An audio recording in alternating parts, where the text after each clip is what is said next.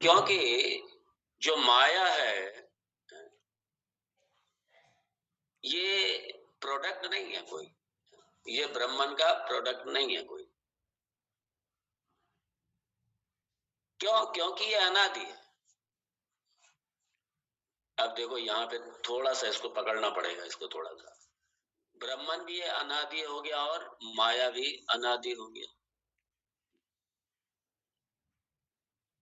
यहाँ कार्य कारण नहीं है, कार्य अपने कारण में विलय हो जाता है। यहाँ पे ब्रह्मन का कार्य नहीं है माया, या कार्य कारण नहीं। और अनादि मतलब इसका भी आरंभ नहीं है, माया का भी आरंभ नहीं है। इसलिए ये नहीं कह सकते कि ब्रह्मन माया का कारण है। और अगर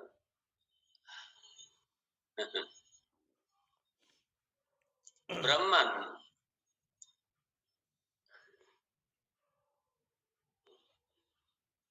तो कार्य जो है अपने कारण में विलय हो जाता है, और यहाँ पे कार्य जो है माया वो ब्रह्म में विलय नहीं होता।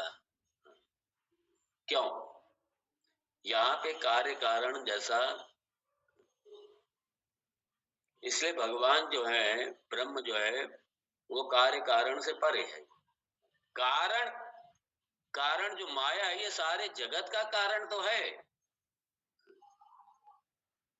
लेकिन ये स्वयं कार्य नहीं है ब्रह्म का।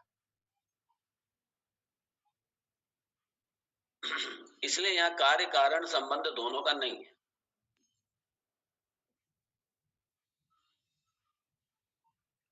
अब सवाल ये, इनका दोनों का संबंध कैसा है फिर? इसको नोट कर लीजिए आप। इनका कार्य कारण का संबंध नहीं है, इनका अध्यास और अधिष्ठान का संबंध है। हाँ, अध्यास और अधिष्ठान का संबंध है। ये अध्यास जो है यही माया है। जैसे उदाहरण से आपको और समझ में आएगा, जैसे रस्सी पे सांप, रस्सी पे सांप, रज्जू सर्प है, जो रस्सी पे सांप है, जो रज्जू सर्प है, इनका कार्य कारण संबंध नहीं है। जैसे रस्सी कारण है और सर्प कार्य है। सर्प रस्सी का कार्य नहीं है, सर्प रस्सी का कार्य नहीं है। सर्प कोई बनी थोड़ी है रस्सी, सर्प रस्सी बनी नहीं है। तो जब सर्प रस्सी बनी ही नहीं, अगर सर्प रस्सी बनती तब सर्प का कारण रस्सी होती। तो जब सर्प रस्सी बनी ही नहीं है, तो ये कारण कैसे हो सकती है रस्सी का? तो यहाँ कार्य कारण वाला, कार्य कारण संबंध नहीं है दोनों का, सर्प और रस्सी का। क्या संबंध है? अध्यास और अधिष्ठान संबंध है बस। ये अध्यास मतलब है तो रस्सी हमने अध्यारोपित कर दिया सर्प को, उसके ऊपर अध्यारोपित कर दिया हमने। और जब ज्ञान हुआ रस्सी का, तो जो अध्यास था, अध्यास की निवृत्ति हो गई, अध्यास की निवृत्ति हुई और सर्प बचा। तो वहां कार्य कारण नहीं है, वहां पे वो है। अब अधिष्ठान रूप से रस्सी है, लेकिन अध्यास सर्प का हो गया। हमने अज्ञानवश सर्प को अध्यारोपित कर दिया रस्सी के ऊपर। ऐसे ही यहां पर है, ऐसे माया और ब्रह्म का है। माया, माया मतलब जो है नहीं, ये जैसे जगत है नहीं, जगत है नहीं, तो जब जगत है नहीं, हमने क्या क्या उठा करके ब्रह्म पर अध्यारोपित कर दिया। हमने जगत है, हमने कह दिया है ब्रह्म, लेकिन हमने कह दिया जगत है। जैसे वहां हमने कह दिया है तो रस्सी है, हमने कह दिया सर्प है। ऐसे हमने यहाँ है तो ब्रह्म ही, लेकिन हमने कह दिया जगत है, जबकि जगत है ही नहीं, ब्रह्म ही है सिर्फ। तो अपने अज्ञान से हमने ब्रह्म पर जगत अध्यारोपित कर दिया हमने। इसलिए यहाँ पे जो माया और जो ब्रह्म का जो संबंध है, वो है, ये समझने के लिए कह रहे हैं, दोनों का संबंध नहीं है। माया नाम की कोई चीज भी नहीं है। माया तो अध्यस्त है, अध्यस्त एक ब्रह्म पर अध्यस्त है। माया की कोई सत्ता ही नहीं है, माया की कोई सत्ता नहीं, ये अध्यस्त है ब्रह्म पर।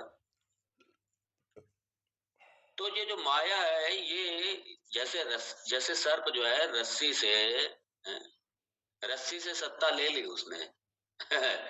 सर्प की अपनी कोई सत्ता नहीं है, रस्सी से सत्ता लेकर के बैठ गया करके रस्सी के ऊपर, अध्यस्त हो गया।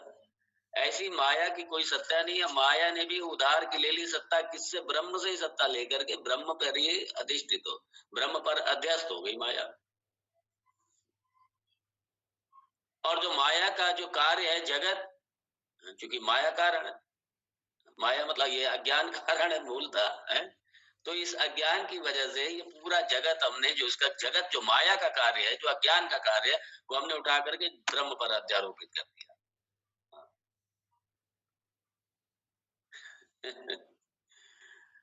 तो माया ये क्या कर रही है? ये उधार की सत्ता ले ली इसने, तो कहां से ली? उसी ब्रह्म से ले ली। तो जब हमारी ये समझ में आ गया अधिष्ठान और अध्यास और अधिष्ठान, जब ये समझ में आ गया अध्यस्त माया है पूरी, तो हमने क्या कर दिया? ज्ञान से जो माया है, जो थी ही नहीं, तो जब ज्ञान हुआ तो जैसे सर्प का रस्सी में लय हो गया ज्ञान से, ऐसे ही जगत का, माया का ब्रह्म में लय हो गया ज्ञान से। यही प्रविलापन है, यही जगत का, माया का ब्रह्म में प्रविलापन है।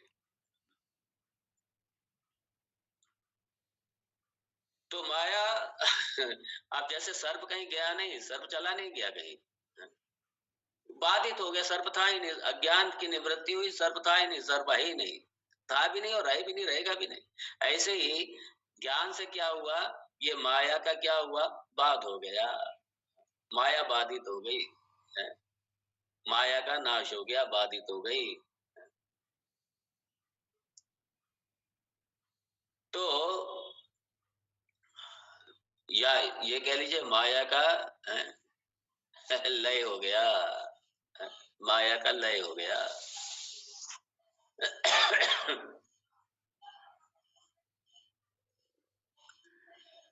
क्योंकि जो इजनेस है, जो है पना है, इजनेस या है पना, यह है पना माया का नहीं, ब्रह्म का ही है, ब्रह्म का है। इसलिए माया जो है, इसको माया और ब्रह्म ये नहीं कह सकते, माया और ब्रह्म ये नहीं कह सकते इसको। इसलिए माया कोई दूसरी वस्तु नहीं है, माया कोई, माया और ब्रह्म नहीं कह सकते, माया कोई दूसरी वस्तु नहीं है, कोई माया, माया कोई अपनी कोई सत्ता नहीं है, ये अज्ञान ही, ये अज्ञान ही माया है, अविद्या ही माया है ये। और यही कारण है, सारे अध्यस्त का कारण ये अविद्या ही है, सारे अध्यस्त का कारण, सारे अध्यास का कारण ये अविद्या ही है।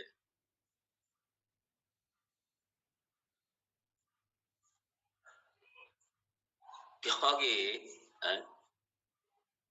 अगर मान लीजिए माया अगर ब्रह्म से बिल्कुल अलग होती, मान लीजिए माया बिल्कुल अलग होती, तो माया का ब्रह्म में आप विलय नहीं कर सकते। अगर उसकी अपनी कोई स्वतंत्र सत्ता होती है, तो उसका ब्रह्म में विलय नहीं, मतलब उसके वो रहती, वो अलग रहती।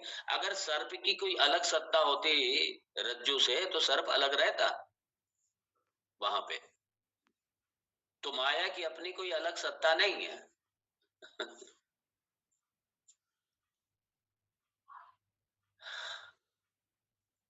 तो इसलिए माया को एक नाम क्या है? शक्ति भी कहा गया है। जैसे माया को शक्ति भी कहा गया, जैसे शक्ति की अपनी कोई स्वतंत्र सत्ता नहीं है, शक्ति शक्तिमान पर आश्रित रहती है। आपके इंद्रियों की शक्ति, आपके मन की शक्ति, आपकी सारी शक्ति, ये आपसे अलग नहीं रह सकती बिल्कुल। इसकी अलग कोई सत्ता, स्वतंत्र सत्ता नहीं है इसकी कोई। शक्ति शक्तिमान के साथ में रहे। शक्ति की अपनी अलग कोई सत्ता ही नहीं है। और इसलिए ये जो पावर है, जो शक्ति है, ये शक्तिमान से अलग नहीं रह सकती। इसकी अपनी कोई अलग सत्ता नहीं है। आपकी ये सुनने की क्षमता, ये सुनने की शक्ति जिसके माध्यम से आप श्रवण कर रहे हैं, ये क्या आपसे अलग रह लेगी क्या? नहीं रह सकती। तो इसलिए माया को हाँ, इसलिए माया को शक्ति का, ब्रह्म की शक्ति भी कहा गया।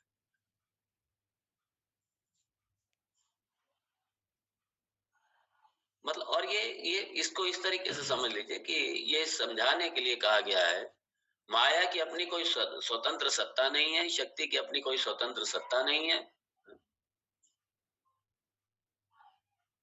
इसलिए माया मेरी अपनी शक्ति, मेरी अपनी पावर, और इसकी अपनी कोई स्वतंत्र सत्ता नहीं है। और इसलिए ये इसको कोई अलग, कोई सेकंड एंटिटी, कोई द्वैत रूप से इसको कुछ अलग काउंट नहीं कर सकते आप। इसको अलग नहीं काउंट कर सकते। तो ये क्योंकि दूसरी कोई वस्तु है ही नहीं, माया कोई अलग वस्तु है ही नहीं। तो ये जो माया और ब्रह्म का संबंध है, ये अध्यास अधिष्ठान का है। ये मुख्य रूप से ध्यान रखिए। ये कार्य कारण का संबंध नहीं, अध्यास और अधिष्ठान का संबंध है।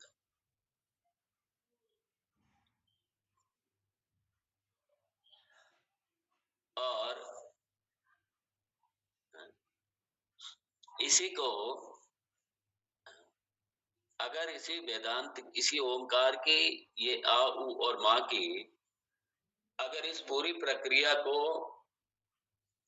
अगर समझें, और जिस तरीके से आ का ऊ में विलय, ऊ का मां में विलय, और मां का साक्षी में विलय, तुरीय में विलय, यही ओमकार प्रतीक निधिध्यासन, ये वैदांतिक है, ये वैदांतिक ध्यान है। तो यहाँ पे ओमकार को लिया गया एक प्रतीक रूप से।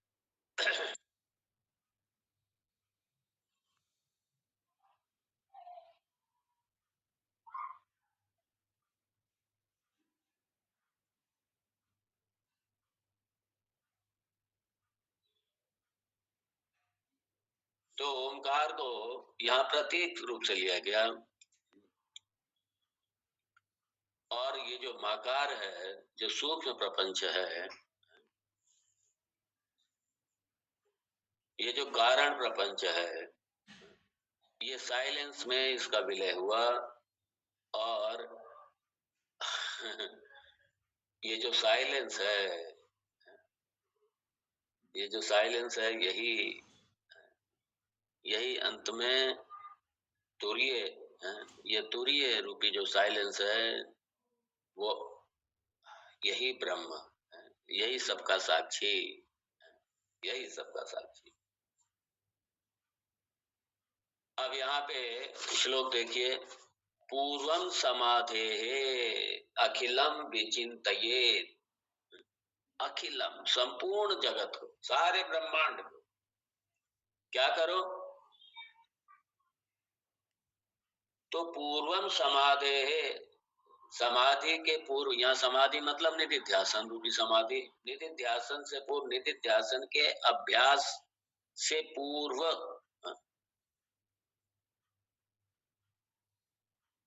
तो अब यहाँ पे पहले क्या हम लोगों ने देखा था? श्रवण रूप, श्रवण रूप निधिध्यासन, श्रवणात् निधिध्यासनम, ब्रह्माभ्यास रूप निधिध्यासनम,